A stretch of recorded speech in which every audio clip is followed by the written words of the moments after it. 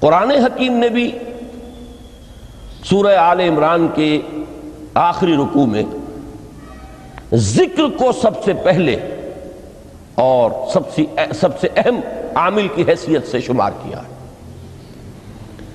چنانچہ اس کی پہلی آیت جو ہے سورہ آل عمران کے آخری رکوع کی، اس میں تو وہی مضمون جو میں بیان کر چکا وہ آیا ہے، ان فی خلق السماوات والارض واختلاف اللیل والنہار لآیات لأولی الالباب، یقیناً آسمانوں اور زمین کی تخلیق میں اور دن اور رات کے الٹ پھیر میں نشانیاں ہیں ہوش مندوں کے لیے۔ ان کے ذریعے سے انسانی شعور کے اندر وہ معرفت رب اجاگر ہوگی، وہ پہلا مرحلہ اب اس نے طے کر لیا، وہ ڈورمنٹ معرفت اب ایکٹیویٹ ہو گئی۔ اب مزید فکر کا مرحلہ ہے جو اگلی آیت میں آیا ہے،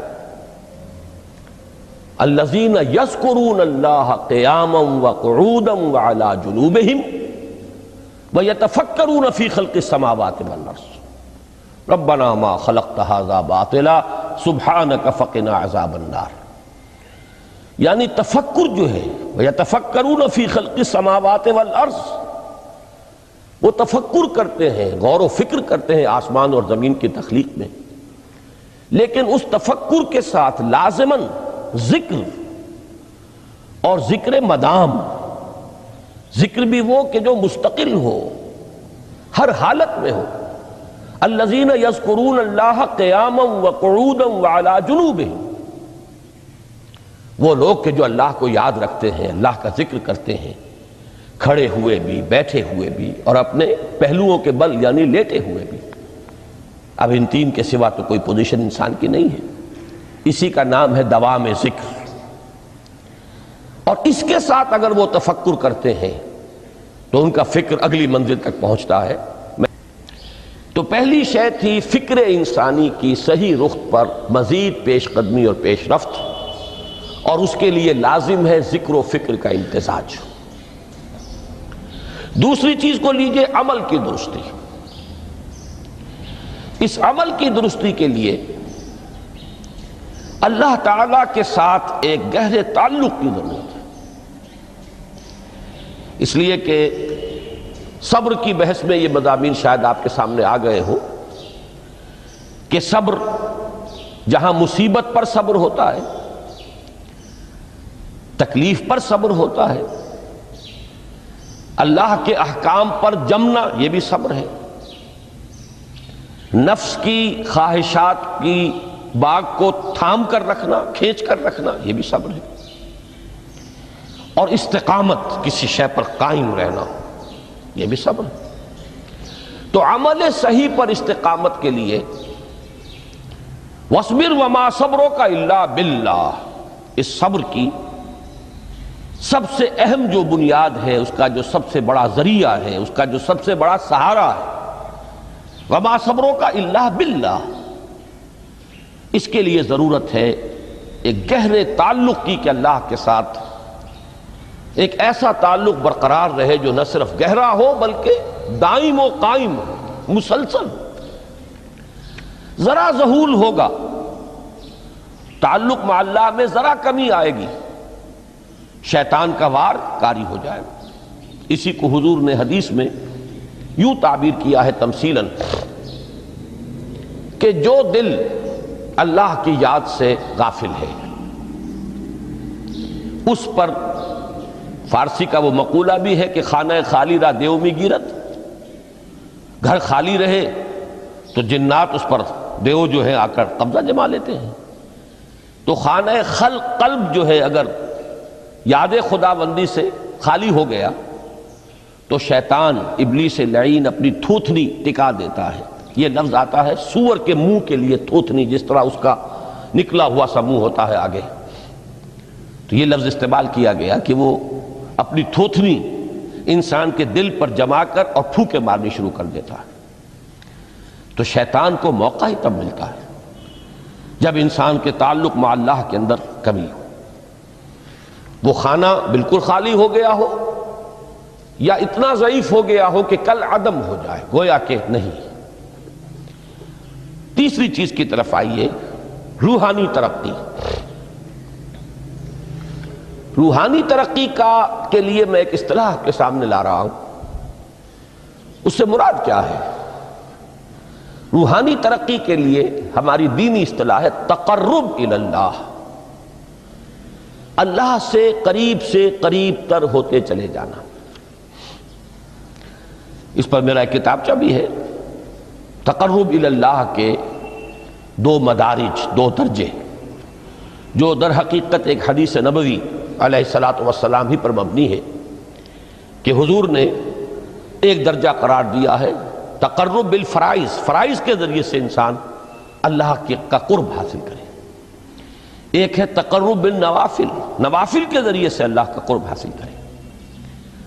ان میں کیا نسبت و تناسب ہے، اہمیت کے اعتبار سے کون بڑھ کر ہے، بلندی کے اعتبار سے کون بڑھ کر ہے، یہ تمام مسائل میں نے اپنی اس تقریر میں بیان کیے تھے جو اس کتابچے میں شائع ہوئی ہے۔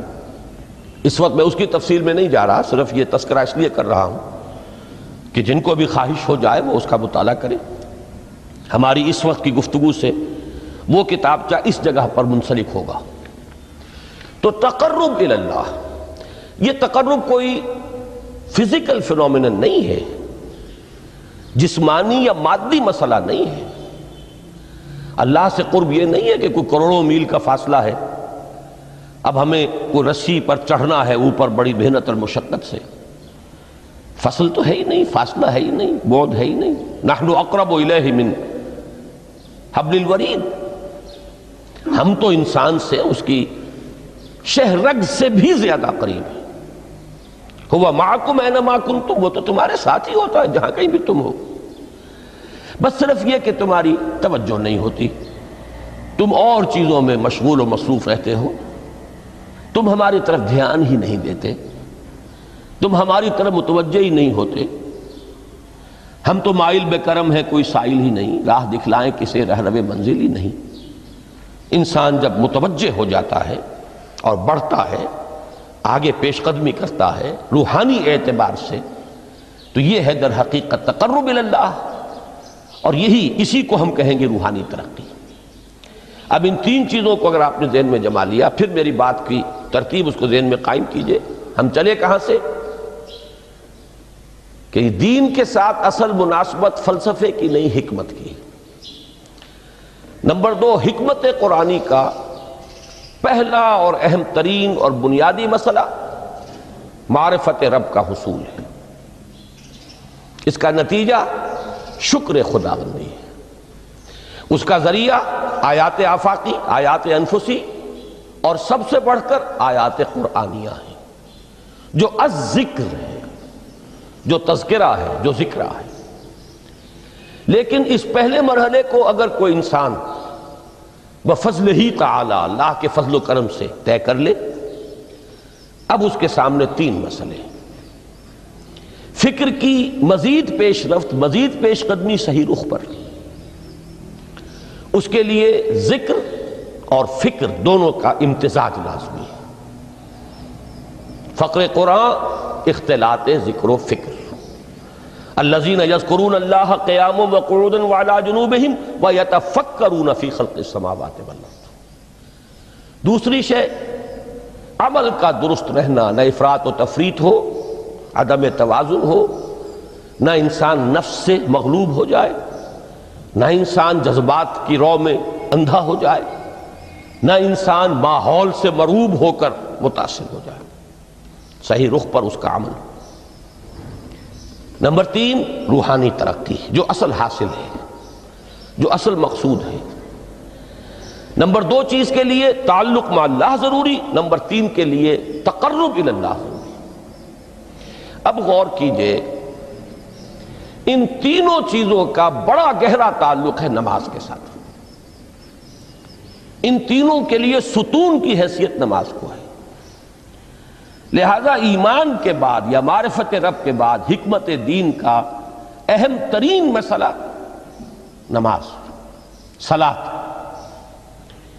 اس لیے کہ ایک طرف یہ انسان کو اللہ کے ساتھ ایک گہرے تعلق کا ذریعہ فراہم کرتی ہے، اپنے تمام مصروفیات میں سے ان مشغولیتوں میں جن میں گم ہونے کا خدشہ ہوتا ہے، نکلو۔ 24 گھنٹے کے معمولات میں سے کم 5 مرتبہ تو لازماً نکلو، اور اپنے آپ کو ذرا، اپنے حواس کو بھی، اپنی باطنی کیفیات کو بھی ذرا تازہ کرو۔ اگر کوئی گندگی، نجاست، کسی طرح کی ناپاکی کا کوئی معاملہ ہے، طہارت حاصل کرو۔ طہارت سے تمہارے اندر روح کو بھی بالیدگی ہوگی، تمہارے حواس بھی تازہ ہوں گے، تم گویا کہ بحیثیت کل تمہاری ہستی چاق و چوبند ہو جائے گی۔ وہ کسل، وہ سستیاں، وہ جو ایک کثافتیں ہوتی ہیں، ان سب سے نجات حاصل کرو، اور اب اپنے رب کے حضور میں کھڑے ہو جاؤ، اس کے ساتھ اپنا عہد بھی تازہ کرو، اس کی اہم صفات کو بھی اپنے ذہن میں پھر مستحضر کرو۔ یہی وجہ ہے، دیکھیے میں نے جو آیات آپ کو شروع میں سنائی تھی، سورہ لقمان کی 2 آیتیں، پہلی آیت میں اس کا ترجمہ کر چکا، دوسری آیت وَلَقَدْ وَإِذْ قَالَ لُقْمَانُ لِابْنِهِ وَهُوَ يَعِظُهُ يَا بُنَيَّ لَا تُشْرِكْ بِاللَّهِ إِنَّ الشِّرْكَ لَظُلْمٌ عَظِيمٌ۔ اس کے بعد درمیان میں کچھ مضمون آ کر پھر وہ آیہ مبارکہ آئی، یا بنی اقم الصلاۃ وامر بالمعروف وانہ عن المنکر واصبر علی ما اصابک۔ گویا کہ اہم ترین چیز، بنیادی ترین چیز، اللہ کو محض پہچان لینا کافی نہیں ہے، یاد رکھنا ضروری ہے۔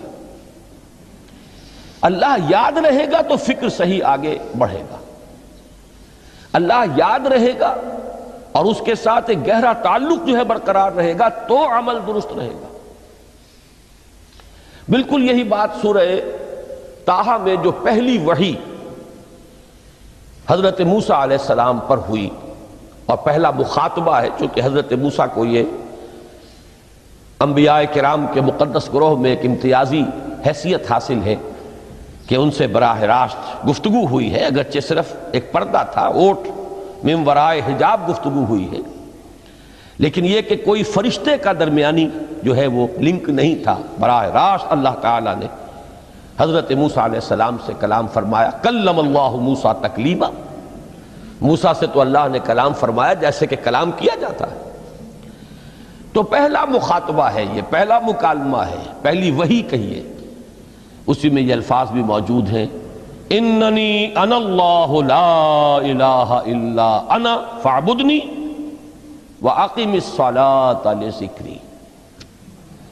یہ گویا کہ حکمت قرآنی کا ایک بہت بڑا خزانہ ہے یہ آیت مبارکہ، کہ خود حضرت موسیٰ علیہ السلام کو جو ہدایت دی جا رہی ہے، میں ہوں، میں اللہ، اننی انا اللہ لا الہ الا انا، میرے سوا کوئی معبود نہیں، فاعبدنی، بس میری بندگی، میری عبادت، میری پرستش، میری محبت، اس کو اختیار کرو۔ وَأَقِمِ الصَّلَاةَ لِذِكْرِي، اور نماز کو قائم رکھو میری یاد کے لیے۔ بلکہ اسی سلسلہ کلام میں آگے چل کر سورہ طٰہٰ میں آتا ہے، کافی گفت و شنید کے بعد جب حضرت موسیٰ نے کچھ معذرت بھی کی، کچھ دعائیں بھی کی، اللہ نے ایک دعا قبول بھی کی کہ ان کے بھائی کو بھی شریک کر دیا، حضرت ہارون کو بھی۔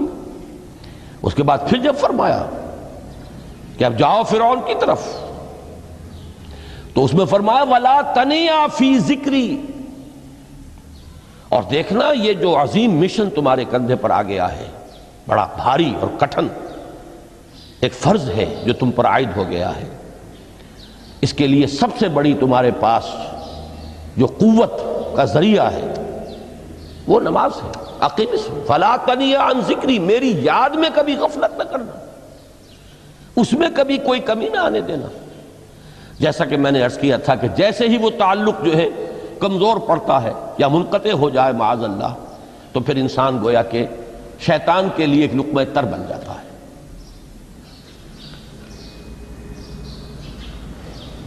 اب آپ غور کیجئے، تیسری شے تقرب الی اللہ،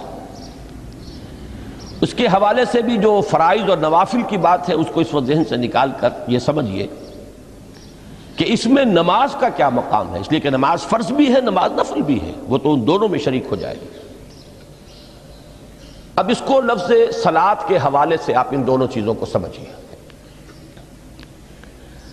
صاد لام واو یا یہ چونکہ حروف علت ایک دوسرے سے بدلتے رہتے ہیں، یہ جو مادہ ہے اس کی جو خالص لغوی اصل ہے، جو خالص عربی زبان میں اس کا بنیادی مفہوم ہے، وہ آگ جلانا یا آگ تاپنا یا آگ سینکنا، حرارت حاصل کرنا۔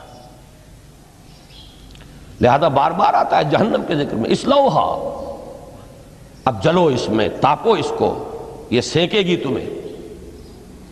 بلکہ تفتلون کا لفظ آیا ہے حضرت موسیٰ کے کلام میں، جب وہ گئے تھے کوہ طور پر، جب پہنچ گئے تو تھے آگ تک کی تلاش میں، لعلکم تفتلون، تو اپنے اہل خانہ سے یہی کہا تھا کہ مجھے کہیں وہ روشنی نظر آ رہی ہے، غالباً کوئی وہاں سے آگ مل سکے گی، ورنہ یہ کہ کوئی رہنمائی کو رستہ مجھے مل سکے گا، میں وہ آگ لے آؤں گا، کوئی چنگاری وہاں سے لے آؤں، لعلکم تفتلون، تاکہ تم، اب یہ اصطلاح در حقیقت باب افتعال ہے، اور یہ تے یہاں پر توئے کی شکل اختیار کر گئی، تا نے توبن کی صورت اختیار کی صاد کی وجہ سے۔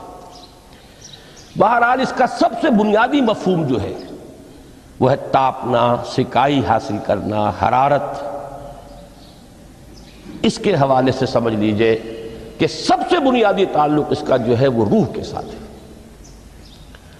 روح میں محبت خداوندی کی آگ اگر ٹھنڈی پڑ گئی ہو، اگر محبت خداوندی کی حرارت میں کمی ہو رہی ہو، تو اس کو اثر نو، جس کو کہ میں آج سوچ رہا تھا تو ایک لفظ ذہن میں آیا کہ جیسے بیٹری اس کو ریچارج کیا جاتا ہے، اسی طریقے سے روح کے اندر محبت خداوندی کی اس حرارت کو اثر نو تازہ کرنا، یہ ہے در حقیقت نماز کا اصل مقصد۔ اس لیے کہ اس لفظ کا بنیادی مفہوم، اصل لغوی مفہوم تو یہ، اگرچہ اس کا سب سے زیادہ کثرت سے جو استعمال ہوتا ہے، اور لفظ صلاۃ جس سے در حقیقت جس تصور پر مبنی ہے وہ ہے اقدام، کسی کی طرف متوجہ ہونا اور پھر دعا۔ صلاۃ کا سب سے قریبی مفہوم لفظی جب بیان کیا جائے گا، اس سے مراد، اس کے معنی، تو دعا اس میں اہم ترین ہے۔ کسی کی طرف توجہ کرنا، مناجات کرنا، گفتگو کرنا، مخاطبہ، مکالمہ، دعا، یہ در حقیقت صلاۃ کا سب سے بڑا اصطلاحی مفہوم ہے۔ لیکن جو اس کا مادہ ہے، صاد لام واو یا صاد لام یا، اس کا اصل مفہوم جو ہے وہ تاپنا، حرارت حاصل کرنا۔ تو ان دونوں کے حوالے سے عرض کر رہا ہوں، وہ تاپنا اور حرارت حاصل کرنا وہ ہے روح کے اعتبار سے۔ وہ جو کہا اقبال نے کہ بجھی عشق کی آگ اندھیر ہے، مسلمان نہیں راہ کا ڈھیر۔ یہ عشق کی آگ جب بجھ جاتی ہے، در حقیقت یہی تو انسان کی روحانی موت ہے۔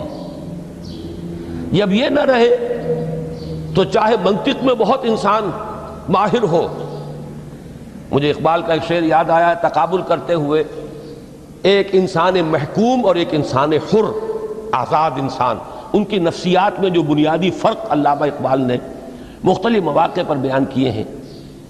محکوم ہے بیگانہ اخلاص و مروت، ہر چند کے منطق کی دلیلوں میں ہے چالاک۔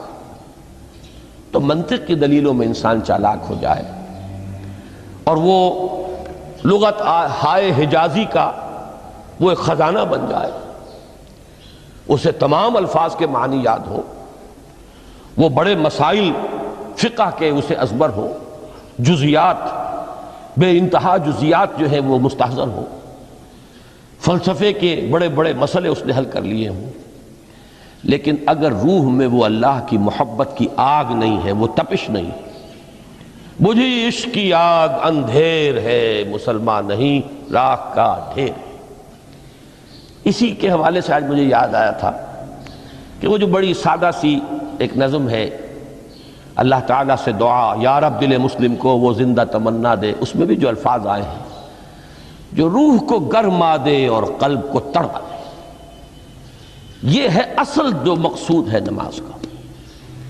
اور یہی وہ چیز ہے جیسا کہ میں نے عرض کیا تھا کہ نگاہوں سے اوجھل، یہ پہلو سامنے ہے ہی نہیں، دوسرا پہلو سامنے ہے اور وہ بھی میرے نزدیک بہت اہم ہے، بہت بنیادی ہے، اس میں کوئی شک نہیں، لیکن یہ ہے بلند ترین منزل کہ تقرب الی اللہ، اس کے لیے در حقیقت یہ کس لیے درکار ہے؟ روح کے اندر عشق کی حرارت اور گرمی تازہ ہو جائے۔ بسا اوقات یہ اندر دب جاتی ہے، جیسے انگارہ ہوتا ہے آگ کا، اس کے اوپر خاک اور راکھ آ جاتی ہے، اندر کچھ ہوتی ہے، آگ دبی ہوئی سمجھ، آگ بجھی ہوئی نہ جان، اس دبی ہوئی آگ کو پھر ایک شعلہ بنانا، پھر اس کے اندر ایک حیات تازہ پیدا کرنا، یہ ہے نماز کا اہم ترین اور بلند ترین مقصد۔ لیکن اس کے ساتھ ہی اس نماز میں ذکر ہونا، اس کا یہ ذکر ہے، اور ذکر کی جب میں فہرست بیان کیا کرتا ہوں بہت سے حضرات کے سامنے ہوگا کہ ذکر کا در حقیقت مفہوم ہے استحضار اللہ فی القلب۔ ہمارے ہاں غلطی سے جو ذرائع ذکر ہیں انہیں ذکر قرار دے دیا گیا ہے۔ نماز ذکر نہیں ہے، نماز ذکر کا ذریعہ ہے۔ اقیم الصلاۃ لذکری، نماز قائم کرو میرے ذکر کے لیے۔ یہ اللہ اللہ کہنا یا ادعیہ معصورہ جو حضور صلی اللہ علیہ وسلم کی مسنون دعائیں ہیں، انہیں اپنے تمام معمولات دنیاوی کے ساتھ ساتھ ان دعاؤں کو بھی انسان پڑھتا رہے، اللہ سے دعا کرتا رہے، یہ تمام ذرائع ذکر ہیں۔ سبحان اللہ سبحان اللہ الحمدللہ الحمدللہ، اس کا آپ ورد کیجئے، یہ بھی ذریعہ ذکر ہے۔ حقیقت میں ذکر ہے استحضار اللہ فی القلب، اللہ کو دل میں لے آنا، اللہ کو دل میں حاضر کر لینا، اصل میں تو ترجمہ ہوگا، لیکن حاضر جاننا، یہ کیفیت جو ہے انسان کو حاصل ہو جائے۔ اب اس کے حوالے سے ذرا بات سمجھیے کہ ایک تو میں عرض کر چکا ہوں مجسم ذکر تو قرآن ہے، لہذا ذکر کی فہرست جب آپ کریں گے ذرائع ذکر تو ان میں سب سے پہلے قرآن آئے گا، اس لیے کہ وہ ہماری حکمت کے پہلے مسئلے کو حل کر رہا ہے، بنیادی مسئلہ، اہم ترین مسئلہ۔ دوسرے نمبر پر ذکر جو ہے، اب اس کے لیے کچھ اصطلاحات جو میرے مختلف دروس میں شاید آپ کے سامنے بعد میں آئیں یا پہلی آ چکی ہوں، ان کے حوالے سے میری بات سمجھیے۔ ایک ذکر غیابی ہے، تھرڈ پرسن میں، صیغہ غائب میں اللہ کی یاد کرنا، اللہ اکبر اللہ اکبر اللہ اکبر۔ ابھی اللہ اکبر جو ہے یہ جملہ اسمیہ خبریہ ہے، ایک حقیقت کی تکرار آپ کر رہے ہیں، اللہ سب سے بڑا ہے، اللہ سب سے بڑا ہے، سبحان اللہ سبحان اللہ سبحان اللہ۔ یہ در حقیقت ذکر غیابی ہے کہ آپ اس میں مخاطب نہیں ہے اللہ سے،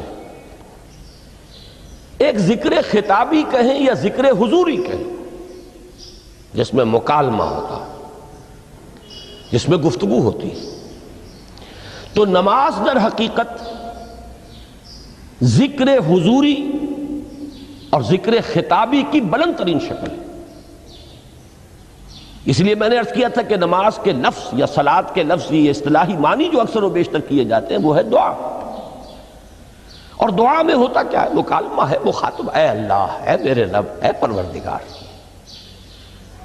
پھر یہ کہ اس میں اقدام اور کسی کی طرف متوجہ ہونا، یہی وجہ ہے کہ افتتاح صلاۃ، نماز کو شروع کرنے کے لیے ایک تو وہ الفاظ جو قرآن مجید میں آئے ہیں، انی وجہت وجہی للذی فطر السماوات والارض حنیفا وما انا من المشرکین، یہ ہے توجہ کا ارتکاز،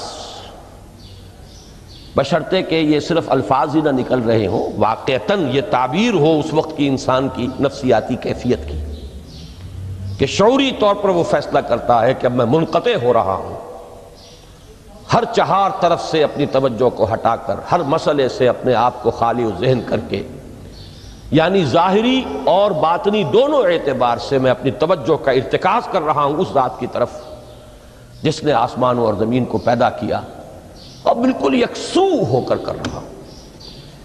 انی وجہت وجہی للذی فطر السماوات والارض حنیفا وما انا من المشرکین۔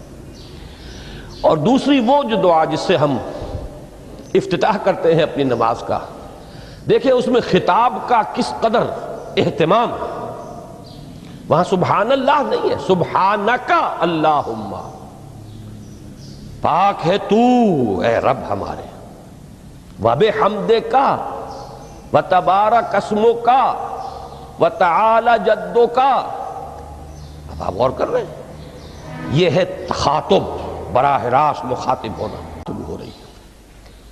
تو سب سے پہلی بات تو یہ ہوئی کہ ذکر کی ایک شکل ہے ذکر غیابی، دوسری ذکر حضوری، اور ذکر حضوری یا ذکر خطابی کی بلند ترین منزل، بلند ترین اس کا ذریعہ نماز۔ اس کو ایک پہلو سے اور سمجھ لیجئے، سورہ فاتحہ جب پھر ہم پڑھتے ہیں جسے الصلاۃ کہا گیا ہے، جو لب لباب ہے، خلاصہ ہے، اس میں پھر تدریجاً غیاب سے حضور کی طرف پیش قدمی ہوتی ہے۔ الحمدللہ رب العالمین الرحمن الرحیم مالک یوم الدین، یہ ذکر غیابی ہے، اس میں ابھی خطاب نہیں آیا، یہ وہی جملہ اسمیہ ہے۔ کل تعریف اس اللہ کے لیے ہے جو تمام جہانوں کا پروردگار ہے، مالک ہے، جو رحمان ہے، رحیم ہے، جزا و سزا کے دن کا مختار و مالک ہے۔ اب یہ غیاب سے حضور کی طرف، ایاک نعبد و ایاک نستعین اہدنا الصراط المستقیم، یہ ہے وہ۔ اب پہلے ایک معاہدہ ہے، ایک اقرار ہے، اعتراف ہے، وعدہ ہے، اور پھر دعا ہے، استدعا ہے کہ حضور نے فرمایا، یقول اللہ تعالی، اللہ یہ فرماتا ہے، اسی لیے اس کو حدیث قدسی کہیں گے۔ قسمت الصلاۃ بینی و بین عبدی نصفین، میں نے نماز کو اپنے اور اپنے بندے کے مابین آدھا آدھا تقسیم کر دیا ہے۔ اب یہاں تک تو جملہ ہے اللہ کا، یہ ہے حدیث قدسی۔ اب آگے جو ہے نریشن اس کی جو ہے حضور صلی اللہ علیہ وسلم کی جانب سے ہے، یعنی خبر دے رہے ہیں وہ اللہ کی طرف سے ہی۔ ویسے تو تمام احادیث ہی گویا کہ ہم سمجھتے ہیں انسپائرڈ تو اللہ کی طرف سے ہی ہے، لیکن یہ کہ جہاں صراحت ہو کہ اللہ کہتا ہے وہ حدیث قدسی ہے۔ تو یقول اللہ تعالی قسمت الصلاۃ بینی و بین عبدی نصفین، یہاں تک تو حدیث قدسی ہے۔ اب دوسری عام حدیث ہے، اذا قال العبد الحمد للہ رب العالمین یقول اللہ تعالی حمدنی عبدی، جب بندہ کہتا ہے الحمدللہ رب العالمین، پروردگار کہتا ہے میرے بندے نے میری حمد کی۔ جب بندہ کہتا ہے الرحمن الرحیم، پروردگار فرماتا ہے اثنا علی عبدی، میرے بندے نے میری ثنا کی، بڑی تعریف کی۔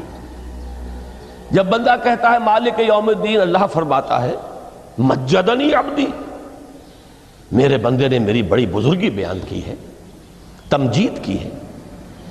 پھر جب بندہ کہتا ہے ایاک نعبد و ایاک نستعین، اللہ فرماتا ہے ھذا ما بینی و بین عبدی ولعبدی ما سأل، یہ ہے میرے اور میرے بندے کے درمیان۔ یہ تو معاہدہ ہے نا، معاہدے میں تو دو فریق جکڑے جاتے ہیں، بند جاتے ہیں، یہ میرے اور میرے بندے کے درمیان ہے، اور میرے بندے نے جو طلب کیا میں نے دیا، اس لیے کہ اس میں طلب بھی تو ہے، ایاک نستعین، تیری مدد چاہتے ہیں، یہ طلب ہے۔